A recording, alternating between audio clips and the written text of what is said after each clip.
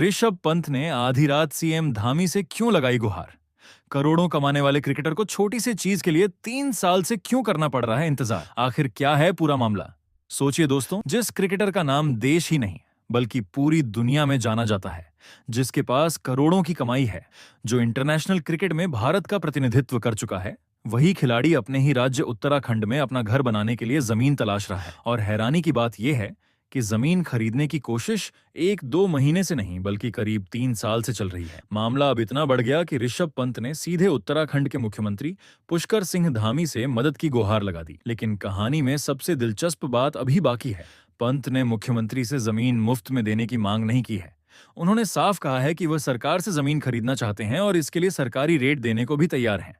तो आखिर ऐसा क्या हुआ कि ऋषभ पंत को सोशल मीडिया पर सार्वजनिक तौर पर मुख्यमंत्री से मदद मांगनी पड़ी? आइए पूरी कहानी समझते हैं। भारतीय क्रिकेट टीम के स्टार विकेटकीपर बल्लेबाज ऋषभ पंत उत्तराखंड में अपना घर बनाना चाहते हैं।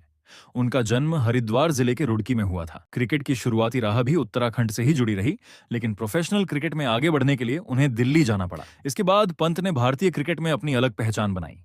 आज वह भारत के बड़े क्रिकेट सितारों में गिने जाते हैं, लेकिन तमाम सफलता के बावजूद अपने गृह राज्य में अपना घर बनाने का सपना अभी तक पूरा नहीं हो पाया है। पंत के मुताबिक वह पिछले करीब 3 साल से उत्तराखंड में जमीन खरीदने की कोशिश कर रहे हैं, लेकिन उन्हें ऐसी जमीन नहीं मिल पा रही है जहां वह अपने परिवार के लिए घर बना सकें और दिल्ली से उत्तराखंड अपना बेस शिफ्ट कर सकें। यही परेशानी आखिरकार सोशल मीडिया तक पहुंच गई।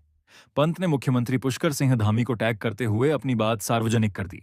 उन्होंने मुख्यमंत्री से कहा कि वह उत्तराखंड में जमीन खरीदना चाहते हैं और इस प्रक्रिया में उन्हें मदद की जरूरत है। पंत ने यह भी स्पष्ट किया कि वह किसी तरह का गिफ्ट नहीं मांग रहे हैं। उनका कहना है कि अगर सरकार अनुमति देती है तो वह जमीन को सरकार से उसके निर्धारित रेट पर खरीदना चाहते हैं। यानी पंत की मांग का सीधा मतलब यही है कि वह अपने राज्य में रहना चाहते हैं, अपना पहला घर बनाना चाहते हैं और इसके लिए सरकारी प्रक्रिया के तहत जमीन खरीदना चाहते हैं। लेकिन सवाल यह है कि 3 साल तक आखिर उन्हें जमीन क्यों नहीं मिली? यही सवाल इस पूरे मामले को और दिलचस्प बना देता है। पंत ने अपनी पोस्ट में उत्तराखंड से अपने लगाव की बात भी कही। उन्होंने बताया कि वह अपने पहाड़ी लोगों के बीच वापस जाना चाहते हैं और अपने मूल स्थान से राज्य के लिए कुछ करना चाहते हैं।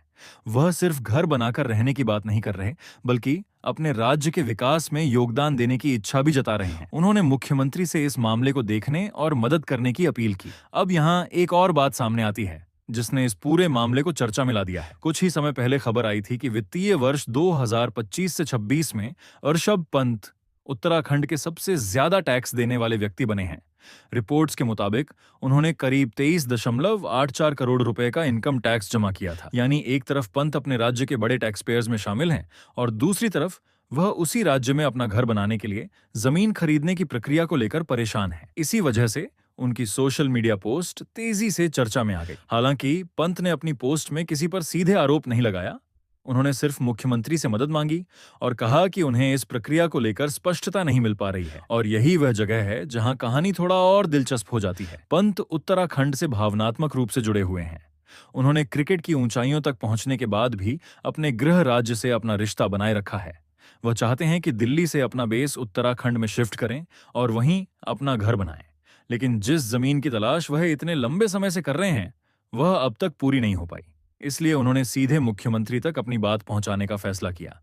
अब सबसे बड़ा सवाल यही है, क्या मुख्यमंत्री पुष्कर सिंह धामी की तरफ से ऋषभ पंत की इस अपील पर कोई कदम उठाया जाएगा? क्या पंत को आखिरकार उत्तराखंड में अपनी पसंद की जमीन मिल पाएगी? क्या 3 साल से चल रही उनकी तलाश अब खत्म होगी? और क्या जल्द ही ऋषभ पंत अपने गृह राज्य में अपना पहला घर बना पाएंगे?